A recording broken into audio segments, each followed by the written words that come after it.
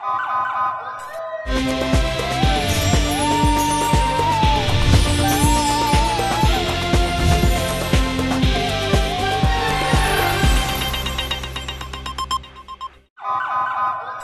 पहले नजर डालते हैं अब तक की बुलेटिन। जी बिल्कुल, रेस्क्यू 1112 विहाड़ी के एहलकारों ने इंसानियत की आला मिसाल कायम कर दी। 2 दिन से दरख्त में फंसे हुए कौवे को जिंदा बचा लिया। रेस्क्यू 1112 विहाड़ी के एहलकारों ने 2 दिन से दरख्त पर फंसे हुए कौवे को जिंदा बचाकर इंसानियत की आला मिसाल कायम कर दी। इस मौके पर मौजूद लोगों ने खुशी का इजहार किया और रेस्क्यू एहलकारों को खराज तहसीन पेश किया।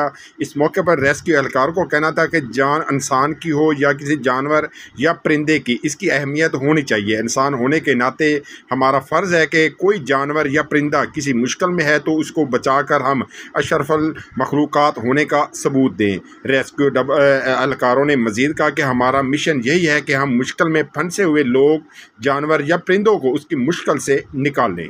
जी खाला, अब 10 रुपए में सबसे ज्यादा पाउडर जो बनाए झाग ज्यादा और निकाले दाग ज्यादा।